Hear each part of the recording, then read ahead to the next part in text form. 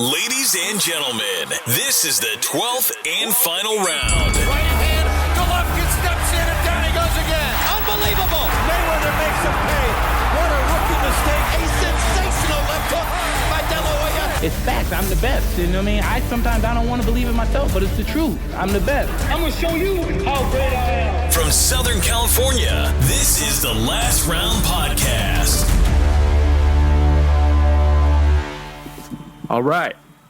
Welcome back to the last round. And here, instead of the last round for this episode, it's round number 2 with Mr. Kevin Iole of Yahoo Sports, who joins us for the second time on this podcast. Welcome again to the last round, Kevin. Thank you, Danny. Good to join you. Thank you. So, as we said, we appreciate you jumping on this week. Just like we asked you, I think, before, how you doing during this whole, especially this whole pandemic? How you holding up? How's Vegas out there? How's the heat? The heat is the bad thing right now. We're like 115. It is pretty rough. Every day is a scorcher. But, Vegas is still struggling. We're not going to have fans at fights here for a long time. I don't think we're going to have fans anywhere really for quite a while. But certainly in Vegas, that's not going to happen. Top Rank was hoping to do it for the Lomachenko-Lopez fight. And now they're not going to do that. They're going to go forward with no fans. So I think there's going to be some fights that we don't see as a result of it. But, Vegas is, they're getting good at bubbles. So the UFC bubble I've been in quite a bit. That's strong. I've also been in the Top Rank bubble, and things are working out fairly well. Perfect. Obviously we wanted to touch on probably the most appealing news, at least to the casual fan, at the top of this episode, and it's the Tyson versus Jones Jr. I believe we were talking about just before we came on air that you were the first to break the news about the event. So can you tell us, like, when you were hearing about it or when you finally got that confirmation that it was actually happening, what was your reaction? Can you take us through your mindset? Yeah, I was stunned. I mean, when this all came out, when Mike started putting the videos out of him training, I thought it was a product placement. You notice he was always wearing a T-shirt with some kind of ad on it. And I thought, he's just trying to get product out there that he was working on. And I didn't really believe he was serious after being away since 2005. And I had interviewed him on camera, I think it was in April or May. And I asked him and he said, no, I don't have it in me to fight anymore. So when I saw that, I was like really surprised. And you kept hearing Holyfield and Roy Jones were the two that were in the running. And what happened the morning that the story broke, it broke about 8 o'clock. I put it out about 8 o'clock Pacific time. But at 5 Pacific time, I got a phone call and said, 100% the fight is on. So it's, early in the morning, even on the East Coast. And I don't know how to, at this point, who do I need to reach to find out? And I couldn't take one person's word for it. So I'm trying to get, other confirmation that it was going on. And it was a little difficult to reach anybody at that point. But I was, my biggest emotion was shock. I mean, I didn't really think it was true. And here we are with now Mike coming back. Kevin, I believe today, was it the Ring announced that they've pushed it back to November 28th due to, I think they were saying, getting overseas contracts and pay-per-view, and maybe because Jake Paul got arrested by the FBI, I'm not too sure. So. No, let's hope he's into Slammer. We don't need to put up with him, but I saw he's offering bounties for $10,000 for anybody who's in a wrestling match. So I know people that might be able to handle him. But they so that is a confirm. I mean, I think I don't know if they put out an official word, but they are pushing it back to November. Yet. I mean, I think that's going to happen, but not confirmed as of yet. So, do you think that will be pushed out since it is being reported, even though it's not confirmed yet? Yeah, I do. I think the reports are accurate. I just don't think it's been actually announced yet.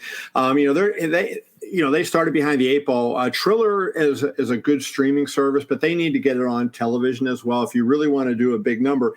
And I think they have a chance to do a big number with Tyson.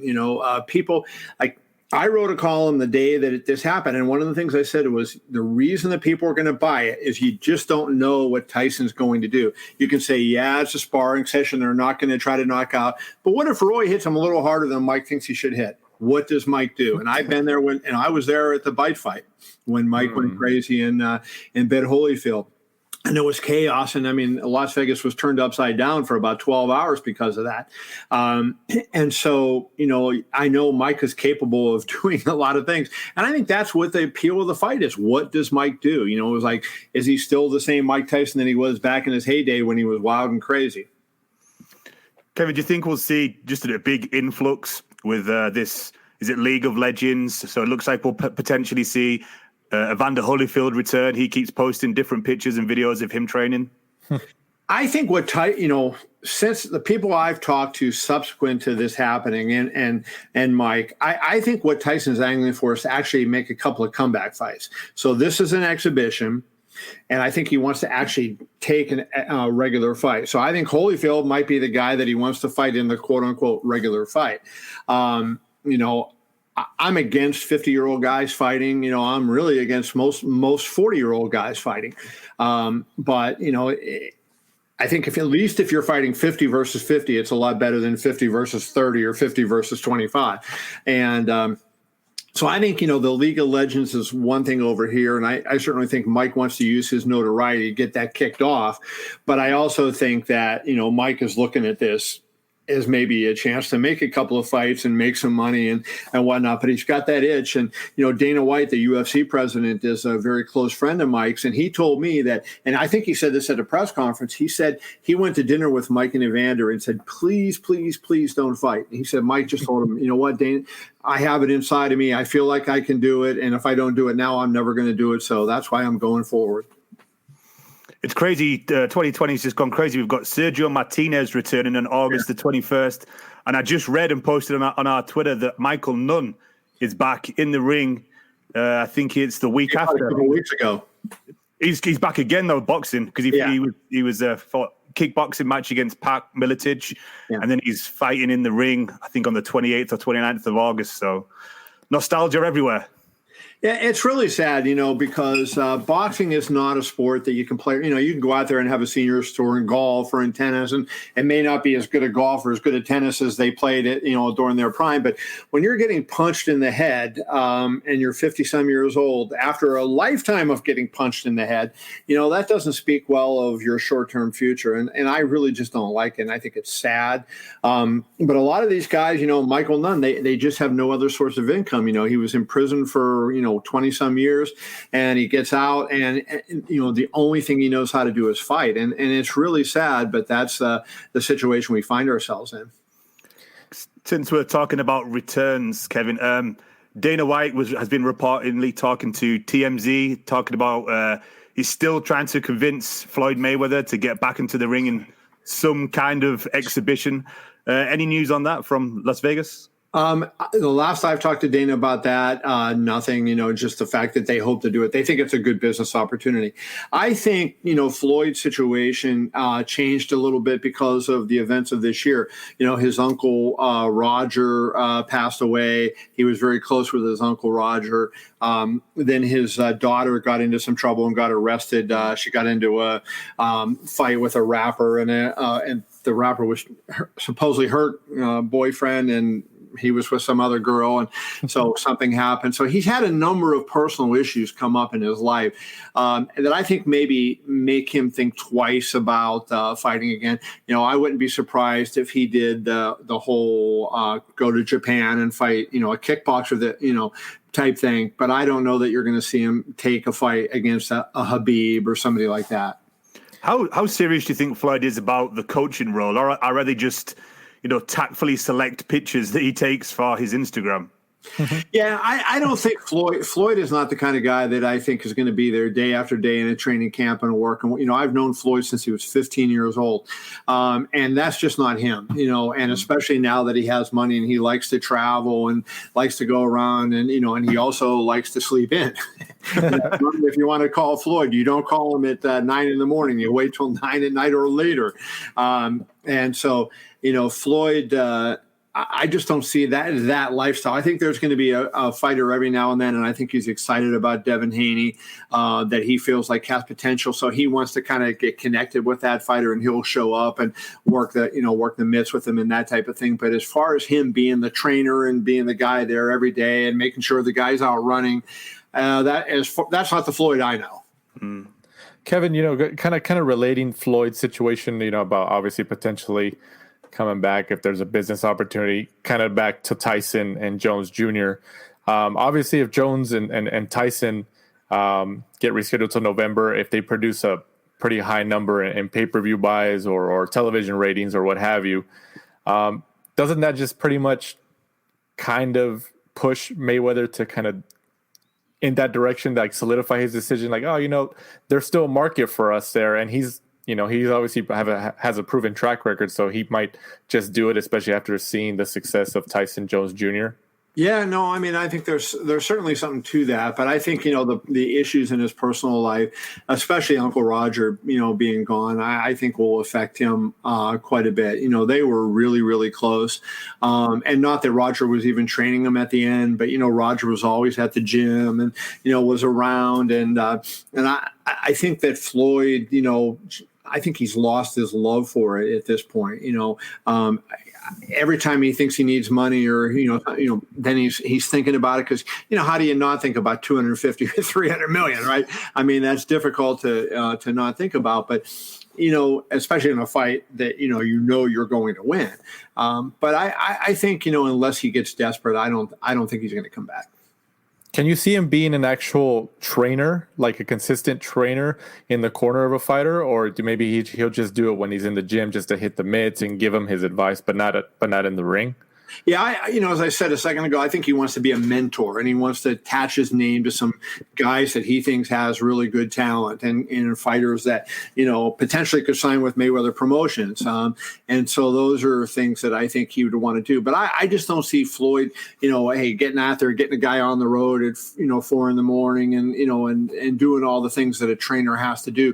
We see from the movies, and when we go to training camps, we see them hitting the mitts and doing that, but we don't see all the hard work that these guys put in the long hours for in a lot of cases, really low pay. And I don't think Floyd is too interested in that. And, the money he would make, he would call chump change. And, so I don't think, you're going to see him do that, to be honest with you.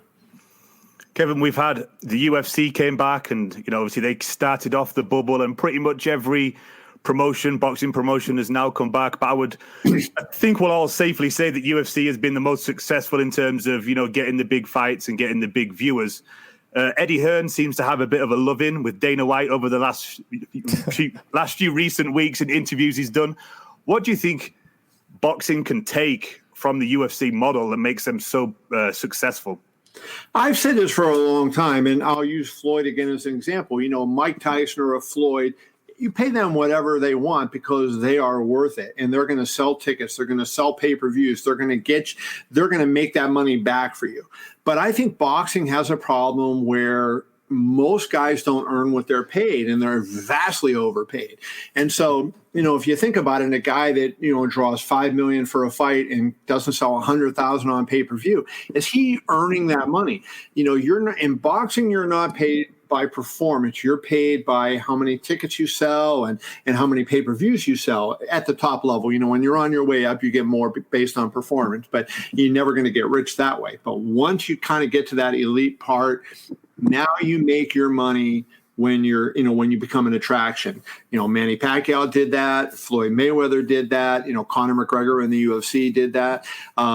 Mike Tyson, I think, was the biggest draw of all time, proportionate. Those guys could do it. But I think we have a problem in boxing where so many guys are paid this astronomical amount of money. And so even forgetting the pandemic, it was hard for promoters to get anything. It was not at all uncommon where HBO would pay a $5 million licensing fee, and it would go all to the A side, and the promoter would have nothing. And so if you want to have people stay in business and promote the business and grow it like the UFC does, there has to be some incentive for them. And I realize the fighters take great risks, and I'm sympathetic to that. But I think it's a two-way street, and I just think they have to knock the high end pay down. Maybe bring the bottom end up and the top end down. And when you do that, and that's what the UFC did, they can make matches that are evenly matched and affordable. And so they're entertaining fights. You go into, boxing, and you're finding people that, like Terrence Crawford, look at, they're trying to do they're trying to dredge up somebody to fight Terrence Crawford, but they're not looking at the person that the people really want to see, Errol Spence Jr., because they can't afford to pay him. Since we're talking about the salaries, and obviously you live in Nevada, what's your opinion on the Nevada Athletic Commission now not publicizing how much the fighters make? I really dislike that, and I think it's a disservice. And I think it helps the really rich fighters, but it doesn't really help anybody else. And managers share information, but now you don't know. Maybe a manager feels like he has an edge, and he's not going to share his or her numbers with somebody else because he's able to get successful. I think in the long run, it ends up hurting fighters. Having that money out there publicly, and you can say, this is what they make. And we know both in boxing and MMA, more so in MMA than in boxing, that they make more than what is announced by the commission. But one of the commission's jobs is to guarantee that they're paid what's in their contract. If you want to pay them more, great, pay them more. But they're supposed to be paid at least what's in their contract. And now you're taking that away, they lose a lot of leverage. And the managers, I think there'll still be some sharing of information, but not as much as there was before. I think it ends up hurting the fighters badly. I think it was last year Dana White spoke about Zuffa Boxing. Obviously, due to the coronavirus, I'm sure that's put that on the back burner. He's spoken several times in interviews about how the business of boxing is broken. Do you still think that Dana may come over in 2021 or maybe even 2022? He loves boxing. I mean, he really, really loves boxing. And the other thing I think he loves is, he likes the challenge of saying, I'm going to take something that's done in the dumps and do it again. Because when he did it the first time, not a lot of people were paying attention. Now, after the UFC became successful and so popular, he obviously has gotten a lot of attention and a lot of credit for that. But I think, now he likes that, being in that spot again. Hey, look, I think boxing is, down in the dumps, and I want to be the guy to turn it around. So I think there's a lot of interest to him. The last time I talked to him, we were just, shooting the shit. And he basically said, it's a very bad business model and it's hard to make money in that. But I think, what I just said, tease into it. If somebody can get the salaries down where, instead of paying, a Terrence Crawford $5 or $7 million to fight, not really the most tough, difficult fight, and you pay him $2 or $3 million, you have a lot more money left over, and there's an ability to do something. And so I think if he ever sees that, he can affect a change, he loves boxing with a great passion. He bets it, he watches it. I think he'll do it, but I don't think he's going to do it under the current circumstance. Kevin, about, so for I'm going to ask a Dana White question. So, for Dana White, obviously, like Mike just mentioned, he's talking about Zuffa Boxing. Obviously, he probably put it on the back burner, his plans. But kind of playing devil's advocate in terms of pay, if he wants to get people to sign, to come to his promotion, if he does enter the boxing business, I mean, wouldn't the logical thing be to, offer, just like how DAZN came and started offering these, exuberant amount of contracts in terms of money? Like, wouldn't he have to do that and kind of raise the bar in terms of, money with these fighters? And wouldn't it just kind of keep hurting the sport from a financial aspect? Well, I mean, I think you see the answer with DAZN, right? I mean, they're already cutting back. They've taken some Eddie's money away. Al Heyman's cutting back. He was overpaying a lot of guys. He's now, cutting it back. And so I think that, while on the surface what you say makes sense, that's not how Dana does business. I think Dana would say to a fighter that he was thinking of signing, look what we're going to do for you. We will promote you like you haven't been promoted before. And they're great promoters. I deal with promoters on all sides of it. In the UFC, from a promotional standpoint and getting information out, getting their word out, marketing, there's nobody in boxing close. Nobody. And, and if they had boxing, people, they would do that, and then they increase their value by doing that. So I think that's a big part of it. But I understand why you say, hey, wouldn't he have to overpay? And it wouldn't surprise me if he overpaid for, like, say, a one-off fight to put on UFC Fight Pass to see how it did. But I don't think you're going to see him on a consistent basis. He didn't get the UFC to where it is by doing that. And, and he's been willing to, look at what he's done with John Jones and everybody. He's been willing to let somebody walk away and say, I'll move to the next one, because, he knows that people like the product. He's built a product that's entertaining, that's flashy, that appeals to a very, desired demographic, the 18 to, 49-year-old men.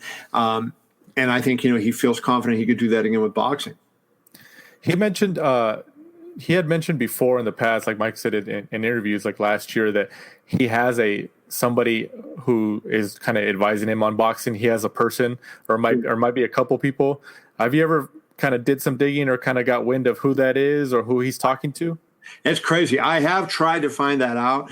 And in fact, one day I was sitting in his office and I said, do I know this person? He thinks about it and he said, you might know him, but maybe not. He goes, you might know him. And I know a lot of people. And, so the fact that he didn't say right away, yes, I've heard it's an outsider, somebody that is not a familiar boxing name, but that has been a deal maker and has done business. But, that is a really good secret that they've kept. I think there's very few people that know who it is. I have some really good friends over there that usually know a lot of information that have no idea about that.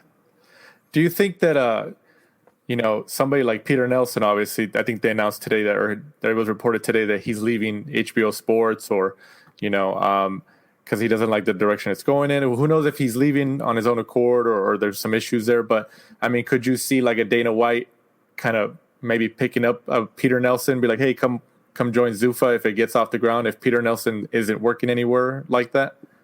I think there's some people in boxing that he could do that with, but I think he feels like the leadership in boxing has just had it wrong for decades.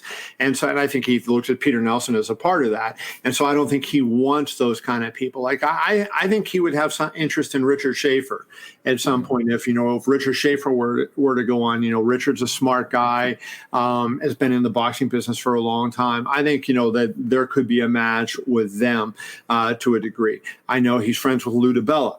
They've had some conversations, but I think there's very few people in the boxing business that he feels like can run an effective business. And so that's why I would laugh that anybody would think that it would be a Showtime person, which I've heard a million times, or now Pete, you brought up Peter for the first time today. I just don't think that he looks at those people the same way that a lot of the people in boxing do. It'd be interesting, Kevin, just to see how he tries to cut out the WBC, the WBA, the WBO, and obviously just have whatever he entitles it, like the UFC boxing title. But it'll be good, though, because obviously, you're going to have one champion per division like the UFC does. And then obviously all the names will be under one banner. So, number one fights number two. If not, okay, you miss out. You go to the back of the pile, which, in the UFC is something that I think all boxing fans, we love, because obviously at the minute you've got Terence Crawford, like you spoke earlier, that classic phrase of, oh, you're on the wrong side of the street because all the other guys are at the PBC. So, in a kind of like a weird way, I would like to see Dana come in and, push that UFC model. Yeah, when you think about it, there's 17 weight classes in boxing, and there's 4 organizations that give belts. And if you want to count the ring, a fifth one. And if you go, 17 times 4, you got 68 potential champions. Then you add interim champions and franchise champions and, and all these other bullshit belts that they give out. And I just think that it's hard, unless you're a really avid boxing fan, it's hard to know who's the champion and who has the belts in what division. And so how do you promote somebody if, you don't know who the champions are? And so I think it's, for boxing to get fixed at the start, even before you bring, Dana White and Zuffa into it, I think you have to have some kind of internal and say, hey, look, we got to get these sanctioning bodies. And I wrote a thing, before. I think that rankings are important, right? So what happens now is if you're the champion or you're the mandatory for, say, the WBC, you don't get ranked by the other organizations. And I think so they got to do away with that. Rank the best guys. Even if you're champion at WBC, you should be ranked in the IBF or the WBA. That's number one. I think they have to tweak the mandatory rules, right, and change that, and not have the mandatory or lessen it, because I think the mandatory screw up so many fights that people want to have. But I think we have to get the organizations together first, and if we can do that, then I think, and that's easier said than done. Believe me, it's easy for me to sit here and say that to you, but it's not easy in practicality to get it done. But I think that's the only way we're going to push boxing, because boxing to me is in kind of a golden age right now. If you think of the young talent that's in this sport up and down the divisions, I know, Michael, you're wearing a Virgil Ortiz shirt. You got Devin Haney, you got Teofimo Lopez, so many great fighters, Noya Inoue. There's so many great young fighters, say under 25 years old, under 30 years old. The heavyweights are, there's some good looking heavyweights coming around now. But we're not getting the fights because everybody's scattered all over the place, and this guy's not fighting that guy, and this promoter doesn't work with that promoter, and this guy's ranked in this division and he has that mandatory. And that is the nut that we have to crack. There's so much good going on, and I really want the world to see why I love boxing so much and why I'm so bullish on what's going on in boxing. But this nonsense, the way they operate, has to be totally cleaned up. And it is, to use a phrase that Donald Trump used, they got to drain the swamp. Kevin, it seems more now than ever, you have a lot of the young prospects just demanding more money for the big fights. Obviously, this year we've got, this week, Teofimo Lopez wanting more money for the Lomachenko fight, and Ryan Garcia wanting more money for every single fight that he's going to step into the ring for. What do you think they can do? Do you think that UFC model where kind of everyone's under one banner and you either take that fight or it's just back to the back of the line, off you go? I think the promoters have to bite the bullet, and you're starting to see that happen. Golden Boy passed on Ryan Garcia, and I think every individual situation is a little bit different. Not everybody is the same. Ryan Garcia is different than Teofimo Lopez. But I think, when you look at the circumstances, let's take Lopez and Lomachenko. Lomachenko took less than he was contractually obligated to take. Lopez now, I love Lopez, and you've seen, I've written many, many stories on him, and saw him in the Olympics, and really like him as a fighter and as a person. But he's the B-side in this fight, and he's the young guy going up, and he's trying to take way more money. There's no fans going to be there. It's going to be a difficult situation. You can't do that. I think they've offered him his highest purse of his career ×2. To me, that seems pretty good at this period of time. And if you gamble on yourself and you win, then you really you hit the jackpot. Even if you gamble on yourself and you lose, but you fight a good fight, you hit the jackpot. People are going to want to see you again. But I think that's the problem. And I think the promoters just have to sit there and say, okay, you know what, I'm sorry. And they can't give in. It's kind of like the baseball owners signing those free agents, and they're saying, nobody's going to sign this guy for $50 million a year until somebody does sign him for $50 million a year. And I think in boxing, they have to wait and just try to hold out and say, we got to do something and it's different than baseball because the money is there in baseball. So they can afford to pay Garrett Cole $35 million a year to pitch for the Yankees because the Yankees are making money and the money is there. It's just not there in boxing. That's the problem. I'm not saying it because I want to see the fighters get screwed. I want to see the fighters do extra well. But I also know I want to see the business as a whole do well and survive. And if we're paying a very small amount of the fighters a very large amount of the money, it's not going to work.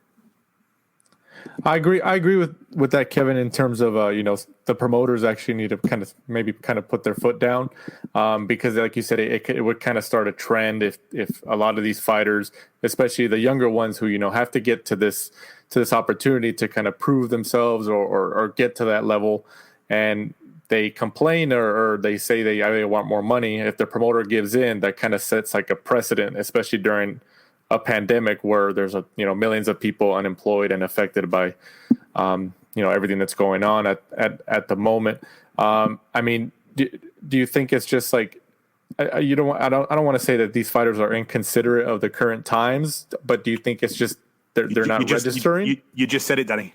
Well, I kind of want to know his opinion on it. That's why. Well, I think here's what I think. I think everybody's got to look out for themselves. The three of us do, the fighters do. So that we start with that. But you also have to take, circumstances. I'm not going to go to Yahoo next week and say, I've been thinking about it and I want to be paid, 20 times more than what I'm making right now. They're going to say goodbye, and that, that's the way it goes. And so I think, you have to assess the marketplace, look at what's going on. And these guys should want partnership in the sport. They should want the sport to do well, because if the sport does well, they do well, and they'll appear in commercials and they'll get bigger. Go back to when boxing, I think was last big, Sugar Ray Leonard, right? Look at how many places he was, and how many commercials he was in and products he endorsed. That can happen again. Mm-hmm. But I think that, the sport has to grow, and the reason that the sport isn't growing is because the public has said, what, they fool me so many times. I buy these pay-per-views, I buy these fights, and I don't see what I want to see, so I'm gonna blow it off. Do you think part of the problem, Kevin, is the Mayweather effect, where people like Ryan Garcia, maybe even Teofimo Lopez, are kind of thinking, this is a tricky fight, and they want a good chunk of money to kind of sell that all? I think Floyd did a lot of good, by taking on his own career, but he also did a lot of bad because the value of money is distorted now. When is $1.5 million a bad purse, right? Yeah. I mean, I think Teofimo's biggest purse, if I'm not mistaken, to this point in his career is $300,000. So now you're going to say $1.2 million is what was reported he was offered. That's not an acceptable purse. I think Floyd, put the value of money out there. When you're talking basically these numbers that are like monopoly money, it's hard to, grasp how much actual money at $1.5 million is or $2 million is. I mean, that is a lot of freaking money. And if you fight 3 or 4 times a year, so if you sit there and say, let's take the big fighters and say they fight 3 times a year, maybe the heavyweights twice. You make $10 million a year, you're making a ton of freaking money. And if the sport is bigger and you can have ancillary income and, money that just shows up, you get a check that, because you endorse this product or, that product. I just think that they're so much better off, but they're not in demand like they should be. And there's so many great personalities out there. Ryan Garcia, is one of them that you mentioned. Teofimo is another one that I think these people would be adored if the public at large knew more about them. Kevin, do you think we'll ever get to the stage where people in boxing actually respect people with defeats on their record? Because in MMA, it's kind of looked at that person's fought some hard people, because look at some of the big names like Masvidal, Nate Diaz. They have multiple losses on their record, and they're still pay-per-view stars. Yeah, I think the difference is, we know in MMA that the fighters are going to be match tough.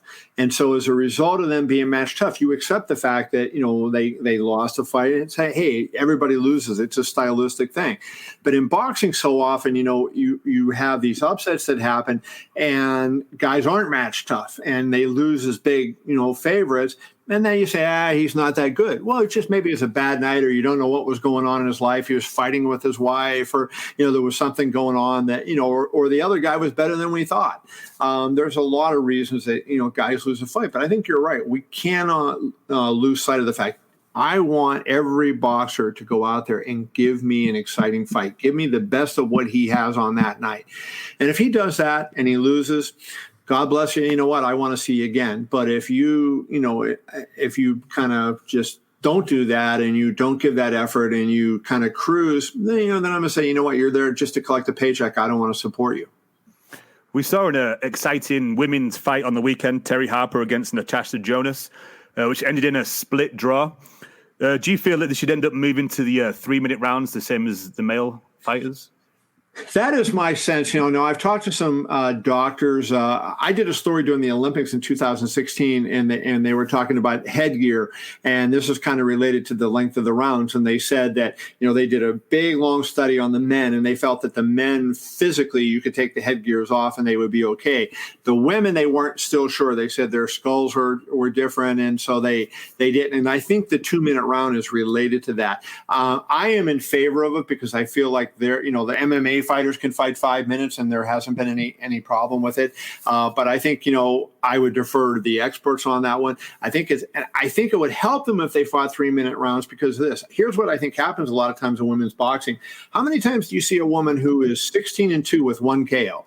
A lot, a lot of really good fighters because, they get into a round, they start to break somebody down, they get them in trouble, and then the bell rings. Mm-hmm. They don't have the time that last minute to try to finish them off.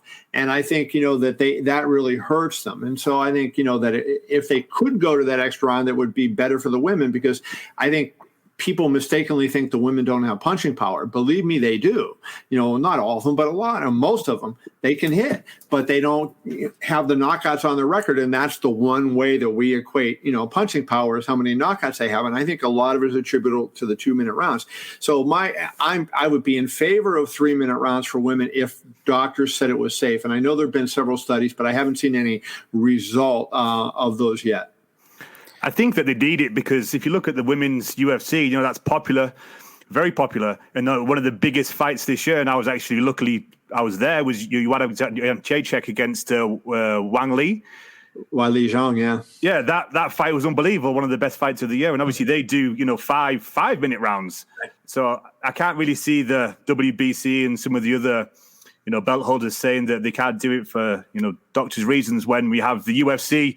They get punched in the head and they get kicked in the head. So, right. That's surely worse.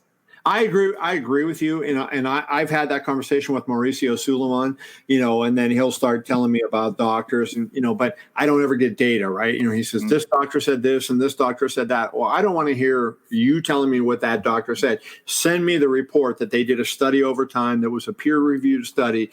And it shows that when I wrote the piece in the Olympics, talking to the doctor who was the head of FIBA,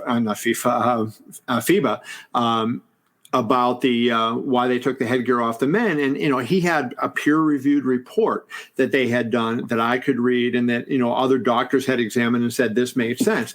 And so I think that, that's why, that was an acceptable thing.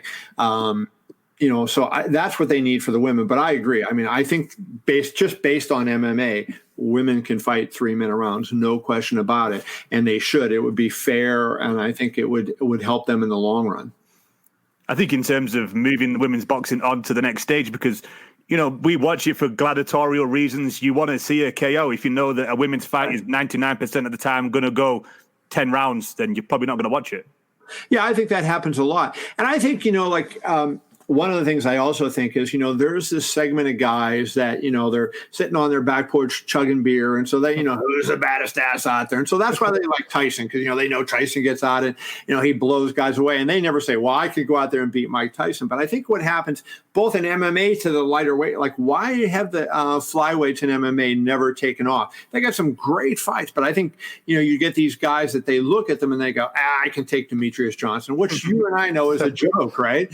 But there are people who say that, right? And they think that they could do, so they don't want to watch somebody that they think that they can just, crush. And it's stupid, but that's it. And I think in the women's, it's like, they're not very good. These women are great. There's a lot of really, there's not as many good women as there are men because the opportunities aren't there. But there are a lot of really good female fighters. And if they were given opportunities, there would be a lot more of them. And I think, you hit the nail on the head, Michael, when you look at the MMA and you look at the, the women in MMA, there's a lot of really good ones and there's more coming in because there are opportunities for them to go up. And I think, if you did that for the women in boxing, it would be the same way. Kevin, earlier today it was actually reported that Regis Prograis and Lou DiBella are in the process of, splitting. I think there's a buyout coming or something like that. Regis Prograis is obviously still a very great contender at 140 pounds. Where could you see him land in terms of the promoters during this, landscape right now? Top rank. I think they have the fighters that, he's going to want to fight. They have Jose Ramirez, they have Josh Taylor, so they have a lot of the guys right there are the champions. But they have a lot of other guys at that weight class. And I think, that Regis the exposure that ESPN would give him. I love Regis. Regis is one of my favorite guys to interview, and I love watching him fight. And I think if you got him on a platform that had a lot of people watching him, he hasn't had that yet. He fought on Showtime, where their biggest events, get 500,000-600,000. And then he fought, on the World Super Series, which didn't have a lot of pickup and clearance on TV. If you get him out there, he's got a great personality. He's a fun fighter. He's a guy you like to watch. And if you watch this fight with Josh Taylor, do I consider him a loser? Hell no. I want to see him fight. There's so many fights out there I'd want to see. So I think Prograis' choice would be Top Rank. If I had anything to say, I think that's what he'll do, and he'll be on that ESPN network where he'll get that kind of publicity that'll push him and make him into. I think Regis has a chance to be a really big star. Kevin, any rumors out of Vegas about Conor McGregor's return? He put that tweet, that cryptic tweet about "I accept" in English, and then I think he put it also in, is it Filipino or Tagalog? Yeah, Tagalog. Yeah. Dana White said, and so for Conor to fight anything other than UFC, he has to get permission from the UFC. Dana said he is not fighting in 2020. I am not making a fight for him. He is not going to fight in 2020. Dana has the ability to do that. Here's what I think is going on there. Dana's trying to prove a point with Conor. I don't need you. You think I need you, but I don't need you. And Conor obviously is the biggest draw in the sport. And so he deserves some flexibility. But he also has to understand the way things work. So he fought Donald Cerrone in January. They said to him, hey, look, we have Tony Ferguson and Khabib ready to fight. Conor said himself at the press conference, that fight's never going to happen. Those two guys are never going to fight. We asked him in the media, the UFC also asked him, why don't you be the backup? Train for the fight, and that if one of them fall out, you can step in and fight the remaining guy. And to us in the media, he said, yes, I'll do it. But then when it came to negotiating time, he basically said, I'm not a backup. Mm-hmm. He wanted to fight, but he wanted to fight for the title. Well, they're not going to change all their plans. And, he wasn't deserving of a title fight. And so I think, Dana's finally saying, the only way to reel him in is to, prove a point. I can be successful. They just sold 1 million pay-per-views with the fight in Abu Dhabi. And, hey, I can do this without you. And it would be better with you, but I can do it without you. And I think that's really what's going on there. So I think what he would like to see is Conor come back and fight Khabib. That would be his favorite if Khabib beat Justin. But, Khabib is not all that interested in fighting Conor. And so there's so many, it's a little bit crazy there. Just, is Dana White still for more crossover fights? Because obviously we've had, Conor and Pacquiao. Ngannou was, supposedly matched up against quite a few of the different heavyweights. You've got Derek Chisora claims he's training to fight in Bellator later this year. So I think the key word you said there about Conor was supposedly. I think that was, there's a lot of talk out there, and I think guys, Tyson Fury said it right, that he wanted to fight in MMA. But I think there's a big difference between saying you're thinking about doing it and then going ahead and doing it. And not all these fights are going to draw like why do they want to do it? Because they looked at Conor and Floyd and said, oh, we're going to draw from both and we're going to get this huge number. But you had a really unique situation with Conor and Floyd. You had the biggest boxing draw of his generation against the biggest MMA draw of all time, two guys that really could promote, and it kind of had this groundswell in building it. Derek Chisora fighting in MMA, who cares? Like, nobody knows who he is, right? Nobody wants, cares about that. And so I think that, that's one of those things that it's just not going to work. I mean, he could do it and nobody would even know he did it. I think only certain fights, Floyd fought Khabib, that would be a big fight. There's not many of them that I think would take make the big money. Is it true that Floyd actually signed for one boxing, one MMA, and then just backed out? Yeah, no, that's not true. Kevin, with all your years that you've been in the sport and still covering the sport, you've obviously seen and heard, a multitude of things. What was the first time, or maybe of all time, that you heard a fighter or a personality or a promoter or anything say something that just kind of just shocked you, or you just thought it was so stupid. You're just like, I can't believe they actually said that, or they actually did that. Like that one time when you were just like, what the hell's going on around here? Don King, I think, was I was a big boxing fan before I ever got into it when I was a kid growing up, and I would watch all the fights on TV. I went to as many as I could. I used to read all the magazines and everything, so I was really into boxing big time. The first time I started going to fights, I met Don King, and Don King, especially back in the day, he still can be crazy now, but he's almost 90 years old and he doesn't have the energy that he once had. But you ever go and talk to Don King and you hear some of the BS that he spews? I mean, it's crazy. And so I think that probably was, in my regard, the first time I had a great exposure to Don King was when I said, this is different than pretty much any other sport. Kevin, do you think we'll see any fights next year at the new Raiders Stadium? I do. I think once the thing is over, that there will be, some fights down there. I know UFC wants to put an event on there.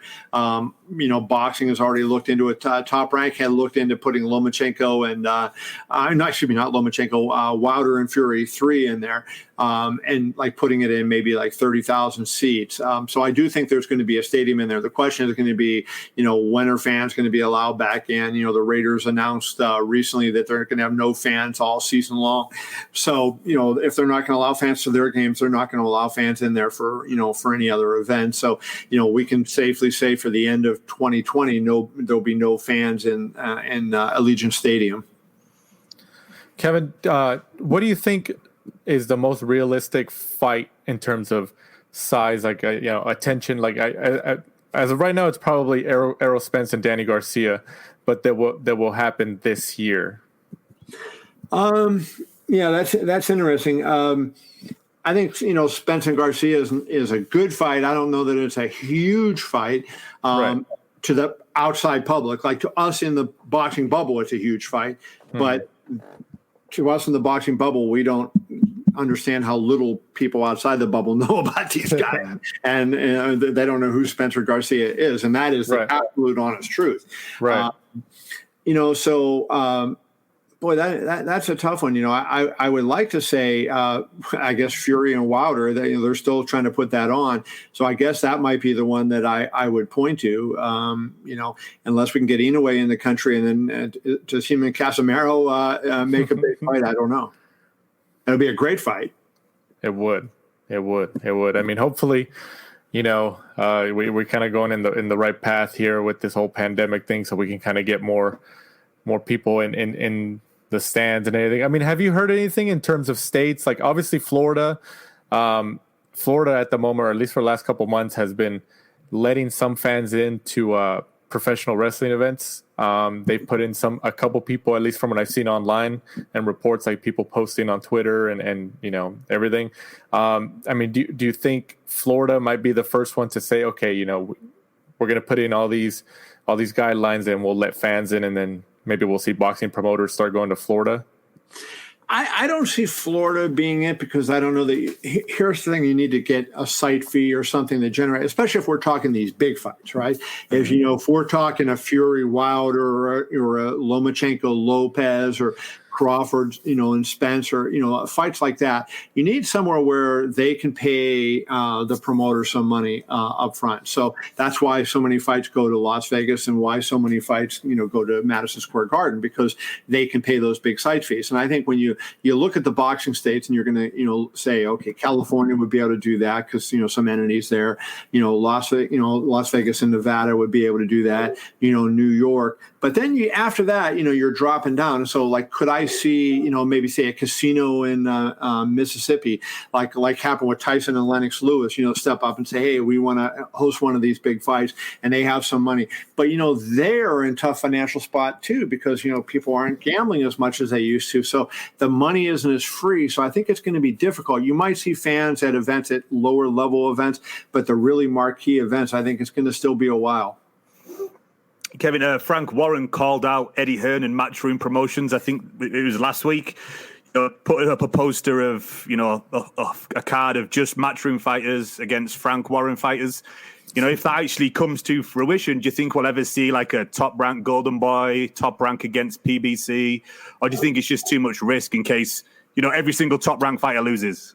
I don't think there's too much risk, but I think the thing is there's no allegiance to the teams, right? So why do we, if you're a sports fan and you like, Manchester United, or you like Chelsea or whoever it is that you like, you want to see those teams. And same thing, that, like me, I'm a football fan. I want to see the Steelers, or I want to see the Golden Knights, and who they go against. But there's no allegiance to Top Rank. So people look at that and say, what do I care? Top Rank and Golden Boy. I don't have allegiance to either two.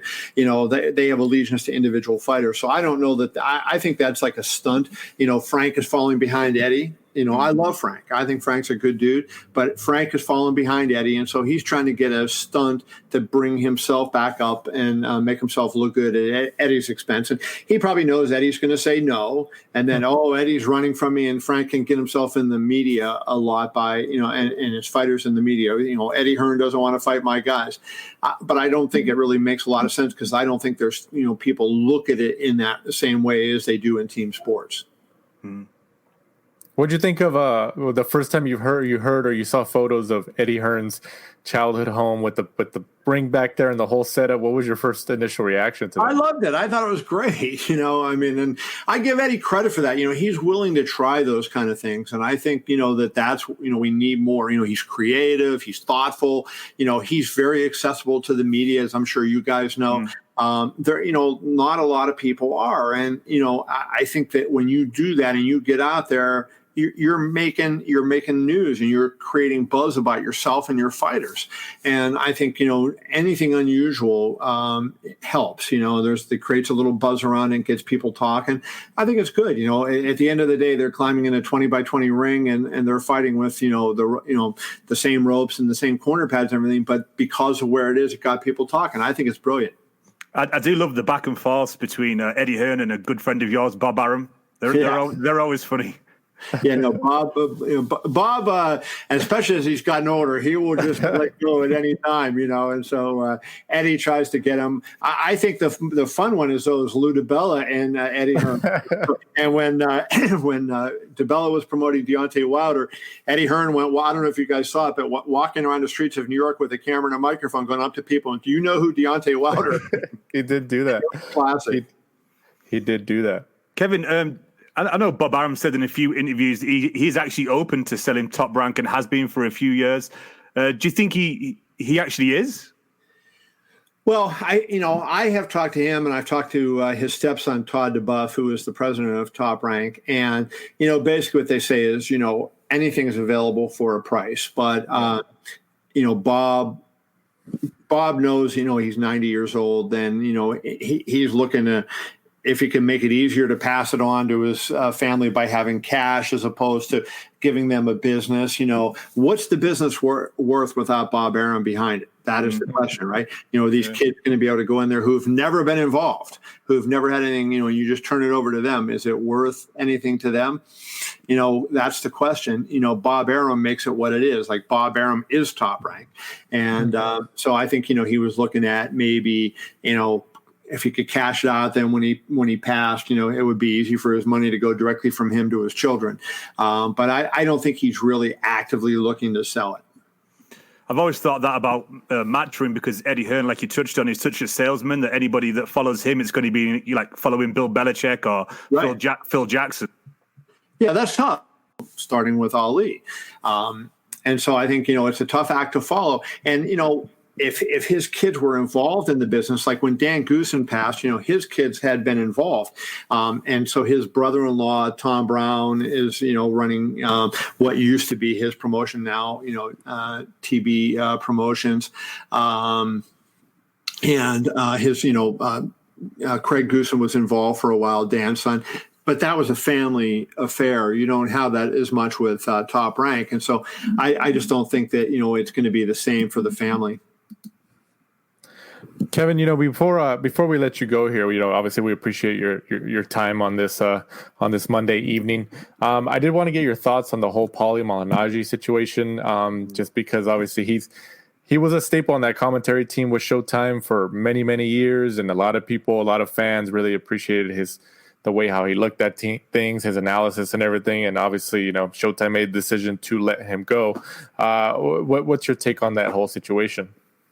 Well, I felt Paulie, was unfortunate. He apparently said some things in the past that we don't know about, in addition to, what he said now. But I look at it, I go, what did he say that was so bad, right? I mean, I am very violently in favor of civil rights, and I want to see minority people do well. But I don't think, and I'm sensitive to discrimination, but I don't think what Paulie said was anything terrible. And so I'm not sure why they felt the need the need to let him go. I kind of felt like it was the wrong thing to do at the wrong time. I think you talk to him, and you're representing our brand. We don't want these kind of comments associated with our brand and go that way. And while I may not agree with what he said, I don't think it was so outrageous that he deserved to be fired. What I don't know is what happened behind the scenes on things where, things that maybe didn't get as much public attention as this particular one did, that they talked to him about. I know Steven Espinoza has basically said that's been the case, that this isn't the first time that he's had a number of issues, and that they've warned him before, and he had it. So, from that standpoint, if your boss is telling you don't do this and you do that, then you have to pay the consequences. But I didn't think what he said, was that bad to merit being fired.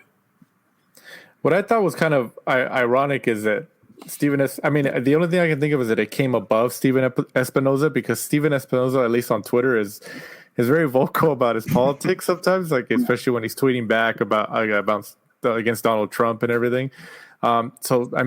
I'm sure Espinoza was involved in some form or fashion, but I don't know. What would your take on that be? Do you think it was made above his pay grade? Okay. I think Espinoza was the one that made the call, and I believe he had that authority to make that kind of call. And what we don't know is what was going on, behind the scenes that we weren't aware of. That's the only thing. But I agree with you, and hey, if you're a liberal like Espinoza is, you should allow him to say what he did not say, if you use the N word, or, you're disparaging toward another race, that's one thing. Then, okay. Or, toward any kind of, perceived bias. Okay. Then fire him. But, to say, there's not a lot of blacks in boxing anymore, you may disagree with that. But what was the problem with what he said? That's what I don't understand. And so I think Espinoza made the call, but I thought it was the wrong call. Well, Kevin, we appreciate your valuable time here, jumping on the last run again for the second time. Obviously, before we let you go, I'm sure a lot of people already know who you are who are listening to this. So, but just in case they don't, and we have maybe some casual listeners listening to some boxing knowledge for the first time, go ahead and tell them where they can follow you online. Well, you can follow me on Twitter at Kevin I, Kevini, and on Instagram, my full name at Kevin Iole, Keviniole. And of course, all my stories are at Yahoo Sports. Awesome. Well, we appreciate it, Kevin, and you have a good rest of your night, and you're always more than welcome to jump back on anytime. I appreciate you guys. Thanks so much. Enjoyed it. Thanks, Kevin. Thank you, Kevin Iole, man. Hey, man, we're on a roll with these veteran reporters in the game, man. Dougie Fisher, Kevin Iole. Who am I missing? We have somebody else. Trying to think who we've had recently. I can't remember. We have so many. We're on such a roll, Mike. We're already forgetting. We've had Mannix, Chris. We've had Mark Kriegel. Right. So yeah, we've had a lot of different ones over the space of 92 episodes now. 92 episodes, but we are over 100 easily. So 100, and I think this will be 112. Yeah, if including the episodes that we've done at events, obviously before this pandemic. So hopefully we can start going to events again, at least more consistently in the future. But let's go into the reviews since we did have some boxing on this past weekend. Eddie Hearn, your favorite of mine, puts up another edition of his backyard fights. What do you call it? A backyard square garden? Or what'd you say? There's a few names in there. There's Matchroom Square Gardens, and then there's Matchroom Fight Camp, I think is the official name. Right. So it was this past Friday, the 7th of August, from, like you said, Essex. Essex is a city. This is all your motherland, Mike. I know. I'll do me to take it. So it's Friday, the 7th of August, Matchroom fight camp from Essex, live on DAZN over here in the US. And the headliner was Terry Harper, now 10-1 with a split draw against Natasha Jonas, who is now 9-1-1. This was for the WBC and IBO super featherweight title. Close fight. I thought it pretty much went down to the last couple of rounds. I think it's one of those ones where you could have given it to Terry by one round. You could have given it to Natasha by one round. So I think a draw was, probably the right decision. I think they're going to probably run it back, it looks like, in December, maybe on the undercard of the Anthony Joshua Pulev fight. I know that Terry Harper has been going at it on social media with Michaela Mayer, back and forth. So good fight, though. Good headlining fight. Another good headlining fight for the Matchroom Square Gardens. And then also on the card, we had Chris Billum-Smith, 11-1. Against Nathan Trolley, 14-1. This was for the Commonwealth Cruiserweight title. Chris Billum-Smith won by TKO in round 2. Looks a very good prospect. He looks the part. He is a good talker. And then obviously, he's getting the right results with just that one loss on his record so far. And then you either love him or you hate him. Mr. Anthony Fowler, 13-1. Got the TKO 7 over Adam Harper. Yeah, I think the change of trainer for Anthony Fowler, he's now with McGuigan, changed from Dave Caldwell. I think he's coming along well. I thought his jab had improved massively. He still has that very odd style, very kind of robotic with his arms out in front of him. But yeah, he looked a lot better. He looked powerful. You could really hear him, raining down the punches on Adam Harper, who looked a little bit outmatched. And then lastly on that card, we had Hopi Price, now 3-0 against Johnny Phillips, who's 5-5. This went the full 6 rounds, points decision. Good test for Hopi Price against Johnny Phillips, who was in there, just tried to outman him, really, just a bigger, stronger character. He came in overweight, got told to lose. I think it was 2 pounds. His trainer and Dave Caldwell went at it a bit at the weigh-in. He lost the pounds. And, Hopi Price just kind of went in there and just very amateur boxing, slick, kind of moved him around a little bit and, got the easy points decision over him.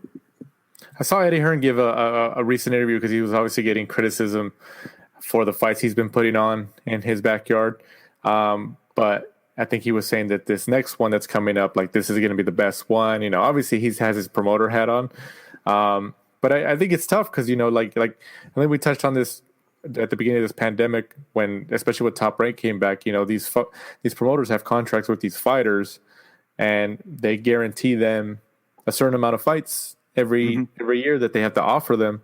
So you kind of just have to put them out there like these guys are doing. And the ratings might not be as strong as you want them to be because there's no mainstay star headlining or anything. But you got to get the ball rolling somehow, I guess. And it's hard as well, when you can only pick from, he's tried to make it just domestic level. There's only so many fighters in the UK, same as, for the US. And, are you going to have people on standby? Because, you've had those Top Rank cards where, big fights, headlining fights have fallen out. I think the UFC the other week had, like 10 people tested positive and fell out for various reasons. And, I think 2 of them fainted backstage and stuff like that. So, it's not as easy as just putting the fights together, especially in this day and age with, the pandemic we're going through. Absolutely. And this past Saturday, the 8th of August, from the Microsoft Theater in Los Angeles on Fox. So Fox's debut back in the boxing game during this COVID pandemic time. And the first fight in Los Angeles, regardless if there's crowd or not. Jamal James, 27-1, gets the 12-round unanimous decision over Thomas Delorme for the vacant interim, talk about alphabet titles, WBA welterweight title. Manny Pacquiao has the full welterweight world title at 147 pounds, and this was an interim.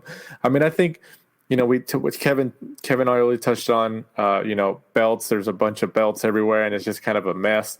But in terms of this, I don't think it's a secret, especially to us, that television networks want some type of title involved so they can promote it, so it can add more legitimacy to the bout, right?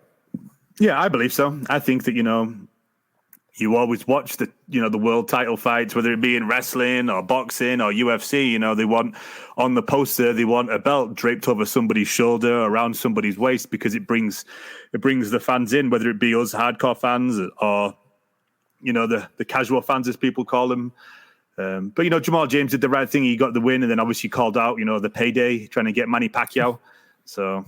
Hey, but he's getting he's getting a little bit of PR about that. Like, he's getting attention of it. Obviously, people are going to be like, who are, like, I saw some comments and stuff like that. Like, who are you to call out Manny Pacquiao and stuff like that? And I think even Sean Gibbons responded to a boxing scene article saying, pretty much kind of calling him out, like, who are you again? Like, to call out Manny Pacquiao.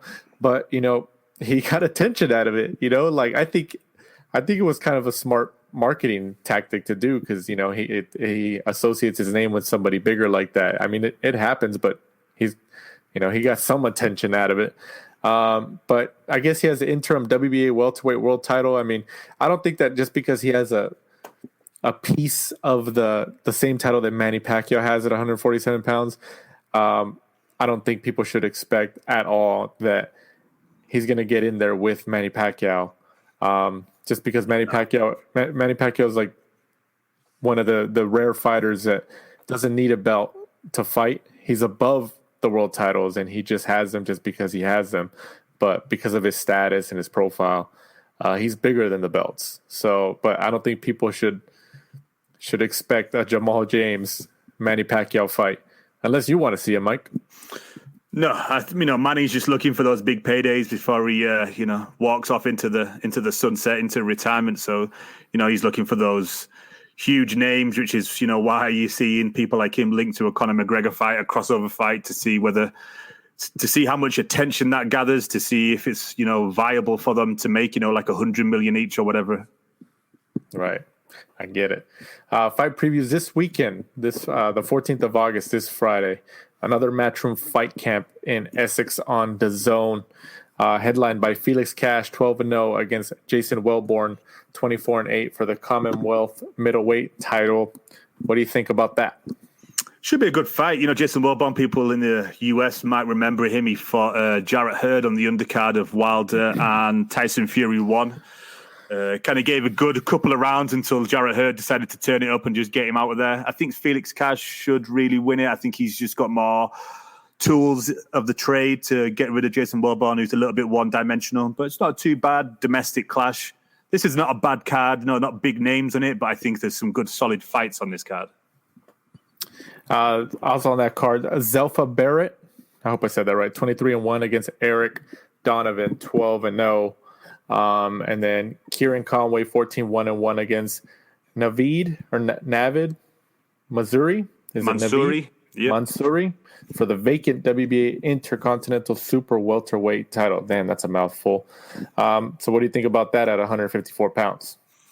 That's not too bad a fight. Kieran Conway, I think, should really win that. And then Zuffa Barrett against Eric Donovan is probably one of those quiet sleeper fights, which could be better than the main event. So good couple of domestic dust-ups. And then also rounding up that card, John Docherty? John Doherty, 8-0 against Anthony Fox, 8-12-4. Good showcase fight, really, for John Doherty. He looks a heavy-handed fighter. And then also the women's fight that I think people have, the fans like to see. Shannon Courtney, she's in there 5-0 against Rachel Ball. Those two have been going back and forth on social media a little bit. Rachel Ball said that she's been looking for this fight since Shannon Courtney turned pro. So that should be a good step up for Rachel Ball. She's a little bit more aggressive than some of the fighters that Shannon Courtney's been in there with earlier in her career. I hope none of these 5-0 records are replays of what happened to Sinisa Estrada back in, because I think her opponent had like a 5-0 record. I think so every time I keep seeing 5-0, that's the first thing I think about, just because it's been so recent. I see that the Ring magazine did a look into it, like a deep dive into that record, and it seems like they were all put on like Kansas shows, and I think the majority of the people she fought were all like debut fighters that were actually strippers. Oh man, can boxing get any crazier? Really? No, I don't think so.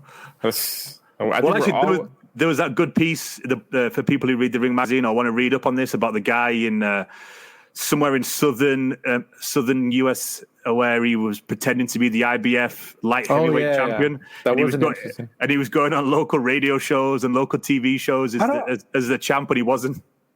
I don't understand how. The only thing I can think of is that like these radio shows are just so remote, or they're older people running these radio shows or hosting these radio shows or something, because you can easily Google that. Yeah, just go to BoxRec. Which I don't understand how that happened, how he got away with that. Like, what? The guy wasn't saying he was just a champion. He was saying he was a unified champion. Yeah. He had multiple titles. He still does. I follow him on Facebook. Oh, wow. He still goes around saying it. Wow. Puts pictures of himself training every day, going running every day. Hey, you got to respect the confidence, Mike. If he thinks he's a champion, he's a champion. You know, maybe it's a self-esteem thing. Who knows? Also, this Saturday, the 15th of August, the Zone comes to the U.S. Actually, no, for the second time, because the first American card was Indio, California with Virgil Ortiz, right? So this is the second American card in Tulsa, Oklahoma. The first Matchroom only since the coronavirus, I would say. Right. So this one's headlined by Cecilia Brækhus, the unified champion at 54 pounds, right? 36-0. Yeah, 36-0. That's very impressive, man. Regardless, that's extremely impressive. Goes up against Jessica McCaskill, 8-2 for the undisputed welterweight world title. Obviously, we touched on this a little bit last week with Tom Loeffler of 360 Promotions. Obviously, I think the stock, the Zone has a stock in Cecilia Brækhus, just because there's obviously potential matchups to make with her and some of the bigger female fighters. What do you think about this matchup? I think DAZN and Matchroom are obviously wanting, Cecilia Brækhus to win this fight because Katie Taylor, the winner of Delphine Persoon and Katie Taylor, they're hoping that they can match, Brækhus against Taylor for a big, unified, undisputed, women's super fight, really. Katie Taylor's already fought Jessica McCaskill and beaten her earlier in her career. So I think they're putting all their eggs in the basket, hoping that they could get that big European fight. McCaskill is a good fighter. She's kind of like rough and ready, very more not polished. I would say, Brækhus is definitely the more polished fighter. McCaskill's kind of like, don't want to insult her, but like a rough and ready inside fighter. Will probably be a good way to describe her. Right. So I think, if Brækhus is going to win, I think she needs to just really work on her boxing, stay on the outside and not let, McCaskill get in. So what if she gets a KO? Like a nasty KO? Let's hope so. We need, like we touched on earlier with Kevin Iole, we need more, women's fights to be 3-minute rounds, and we need more KOs because that's what's going to, make the evolution. Because if you're a woman at the minute and you decided you wanted to be a fighter and you weren't too sure whether you're going to take the MMA route or are you going to take the boxing route, with how much the women's stars are in the UFC, Ronda Rousey, Holly Holm, Amanda Nunes, you would definitely pick the UFC because, the star fighters in boxing is Katie Taylor, Clarissa Shields, probably the two. Right. Cecilia Brækhus in parts of Europe, but not really in the US or I would say in the UK. Right. No, you're right. Yeah, that's a fair criticism. And also on that card, Israel Madrimov, 5-0, goes up against Eric Walker. What do you think about that bout? I love Madrimov. I think he's a great fighter. Trains locally with Joe Diaz. Just definitely one to watch. I think he should win that. Eric Walker's not too bad a fighter. I think he was the guy that was recently on the Contender. But Madrimov all day for me. All right, you're going to have to pronounce his next name, Mike. Shakram Gayasov, another one that trains with Joe Diaz against Francisco Hernandez Rojo, 22-3. Another Eastern European fighter to watch out for out that Joe Diaz camp. Gayasev, great fighter. I think he should really win that. Raymond Ford is the next one up, 5-0 against Eric. Is it Mancriez? 7-10-1. Raymond Ford really should win this. Good up-and-coming fighter out that Matchroom stable. Ori kind of like talking the talk, saying he wants some of the big-name fighters. Eric Mancriez, you might recognize him. He's on a lot of these Matchroom shows, kind of like as a journeyman. Yeah, I know. It's Manriquez. Manriquez, Yeah. Mexican kid covered in tattoos. Always gives a good account of himself. I always think he's one of those journeymen that really pushes people, makes them work. Nikita Abaye, 8-0 against Jarvis Williams, 8-2-1. Should be a good fight. Nikita always tries to get in there and just blow people out, which is obviously good at the start of his career. Tries to get some, as many eyes on him as he can. And then friend of the show, Mark Castro, again up against Raul Corona, not Ray Corona, the referee. 2-3. What do you think of that, Danny? Obviously, we know Mark, and we were there when he had his interview or his, talk with Eddie Hearn when he actually signed with Matchroom. Yeah, that was pretty much when he got signed. Like, it was that day in Phoenix, Arizona for the Chavez Jr. Daniel Jacobs fight. It was the day after, it was the morning after the fight. We were in the lobby of the hotel, and we saw Eddie Hearn, kind of mingling with different people where the breakfast tables were at and a little bar and stuff like that. And then for maybe an hour or so, wouldn't you say that he was right there with Mark Castro and his family, just talking to him, and then flew them in on a private jet. You remember the pictures that Castro put in? Yeah, he flew him in on the private jet from Fresno, California. I think the kid's from Fresno, California. And then, Eddie Hearn jumped on the podcast just after that, obviously. And that was one of the questions we asked about him. And, in terms of Mark Castro, just because, he was at that point, he was one of the most sought after amateur fighters that was unsigned. And he said, yeah, we had a conversation, just kind of showing him, kind of bringing him around fighters and stuff like that, other professional fighters, and bringing him around the show, see what he likes and stuff like that. So, but I mean, like you said, he probably got signed that day, or he signed with Matchroom shortly after. It seems like it. But I'm excited. I'm excited to see how he does. Obviously, in making his pro debut, especially on a big platform like DAZN, under a major promoter like Eddie Hearn's Matchroom Boxing, obviously they don't want him to fail, so this should be like a setup win, to showcase his skills to the world on DAZN. Which is normal for all guys making their debut, apart from Lomachenko. Right. Especially with the stock they have invested in this kid. So, I think it's funny when a couple sporting outlets started picking up his videos that he's starting to do in the gym. Some people call him Elon Musk. I think it's kind of funny because I never put two and two together like that. He kind of does look like him. So if they ever meet and there's a picture of them together, people are gonna be like, "That's his kid, man." I'm telling you. I know that he posted a picture of him and like Elon Musk, and I just hope that he doesn't get distracted by all the social media, because I know that he's already got he signed with Matchroom, looks like he got a nice signing on bonus. I think he signed up with Gymshark. I think even him and Elon Musk may be doing something with Tesla or SpaceX. So I hope that he just doesn't get sidetracked away from the bread and butter of the boxing, and concentrates on that, because you don't want to see the young kid fail and go down that, Broner or Gervonta Davis, where, things outside of the ring kind of take over and he doesn't fulfill the potential that he has. When we had him on the podcast, he spoke well. He seemed, very mature, and he seemed to know what he wants and how he's going to do it. Mm-hmm. No, you're right. I have faith in the guy. I have confidence in him that he's going to be fine. He seems like he trains hard and he works hard. He's obviously worked hard to get where he's at. I think the turning point was when he started hanging out with Ryan Garcia a lot more, because he went down to San Diego a couple times and worked out down there at Canelo's gym with Eddie Reynoso, and obviously Ryan was there and stuff, because that's when he started posting more online, different videos. And I get it, he gets a lot of attention. He started getting, in terms of marketing for his image, it's great because it's giving him more publicity, it's raising his profile, so there's nothing necessarily wrong with that. But like you said, just kind of the biggest thing is that he doesn't get distracted about that lifestyle. And because he's obviously a good fighter to get to this point, and he puts in the work and he keeps working hard, which I believe he is going to. I think he should be fine.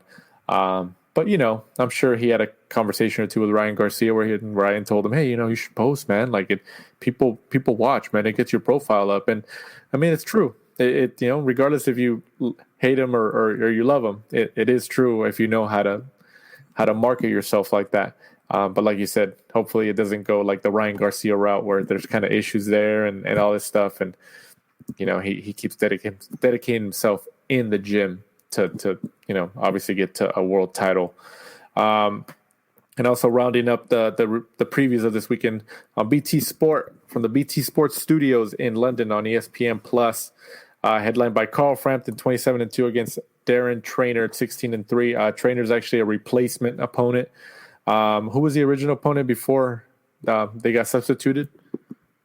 It was, I can't remember the guy's name now. It wasn't anyone. I can't remember anyone big. It was another kind of gimme, another little warm up before the potential, Jamel Herring fight, because, I think it was around this time of year, maybe it was a little bit later. We should have really been seeing the Jamal Herring Carl Frampton fight, over in Ireland. It looked like Jamal Herring was, willing to go over there, for a big payday, big stadium fight in front of the fans, give Carl Frampton the chance to become a 3-weight world champion.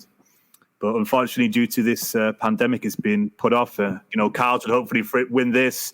Jamal Herring should hopefully beat Jonathan Okendo, the third attempt, due to the coronavirus. And then 2 wins, and hopefully we get to see that matchup, whether it's behind closed doors or not due to this. So it's a great, great fight. Great fight. Hopefully the Herring-Frampton matchup happens probably sometime next year, kind of at least based on this timeline right now.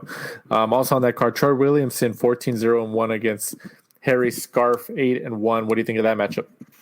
Good fight, up-and-coming prospects. Another kind of local, domestic dust-up for that one. I see the A side kind of taking that overall. Right.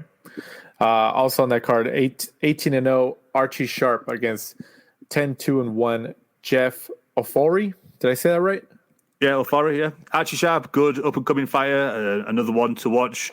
Good, kind of good with the media, good-looking kid. One of those guys that you could kind of see going fine. Just hopefully keeps his head down, concentrates, keeps just kind of fulfilling all these fights. He's getting the platform to fight on BT Sports, so you should have lots of fans on him. Go in there, do the job, get people talking about you during this pandemic. And then Top Ranks Michael Conlon, 13-0, comes back, returns to the ring against Sofian Taugauch, 35-4-1. What do you think? Not a bad matchup for Mick Conlon, but it's the same fighter that Josh Warrington fought. Josh Warrington, I think, got him out of there, I think, in 4 rounds. So you know what everyone's going to do? Everyone's going to compare him to, Josh Warrington. So, Conlon either needs to get him out of there early, or everyone's just, if he takes like 8, 9, 10 rounds to get him out of there, everyone's going to be like, Mick Conlon's not going to be a world champion. Josh Warrington blew that guy out of there in 4 rounds. Right. So, but I mean, not the best choice of opponent. But it's a marketing tactic. Like, Top Rank is hoping that he blows him out before. I mean, you don't think they had that conversation? Like, hey, would you though? Like, has Mick Conlon blown anybody out really out of all of his opponents? No, I know, really. But obviously, Top Rank and ESPN to an extent is hoping for that, because then they can tie his name to somebody like a Josh Warrington and kind of spin it, do like a spin narrative right there. I mean, that's what happens. We're gonna look for like a phantom punch, some body shot that just takes the guy down like a sniper. Yeah, I mean, you never know. That's the goal. That's obviously the goal, because then they can use it for publicity. And he beat the guy. He beat him faster than Josh Warrington did. And that it's a marketing tactic. So that's what they're hoping for. And then let's see how it goes. And then your favorite fight of this weekend, obviously, is Dennis McCann 6-0 against your favorite of mine, the dreaded TBA. The unbeaten TBA. The unbeaten. Dennis McCann, big fan of him. I think he's got great skills, puts his combination of his punches together really well, talks well, looks the part, goes in there, tries to take people out. As soon as he sees the hurt, he just jumps on them. Does everything really that you want out of someone coming through the ranks. People keep saying he's the next Prince Nazim. So, big accolades there on top of his young shoulders. But hopefully they, move him along slowly but surely, and he'll go through the English, the British, Commonwealth, European, up to world level. Don't push him too quick. But he's, very good to watch. Very good to watch. I think you've said you're the next Prince Nazim a couple times off air. The retired big fat Nazim, yeah. The retired. See, that's the difference. That's different. But once again, guys, thank you guys for listening to this episode. This was a little longer than usual. We went about 20 minutes over our normal hour. timeline here. And big thanks again to Mr. Kevin Iole of Yahoo Sports for jumping on again here on the last round. And before we wrap up here, Mike, go ahead and tell them about the socials one more time. So it's at the last round 12 on Twitter and Instagram. And then obviously next week we'll be reviewing the fights we just spoke about, and then also be previewing the big Katie Taylor, Delphine Persoon, Dylan White, and Povetkin card. Oh, yeah. Next weekend is the final, or supposed to be the final card of the backyard games of Eddie Hearn's Matchroom, right? Yeah, then he has, a stadium fight booked up in Newcastle, and he also has a stadium fight booked in Cardiff for the Lee Selby. So, time will tell whether they're going to keep those and do those just behind closed doors, or will he cancel those and just move them to Matchroom Square Gardens? You're right. Only time will tell. So once again, for my co-host, Michael Shepard, I'm Danny Z. This is the last round. Thanks for supporting and listening to the show. Follow us at The Last Round 12 on social media. Rate, review, and subscribe. This is The Last Round.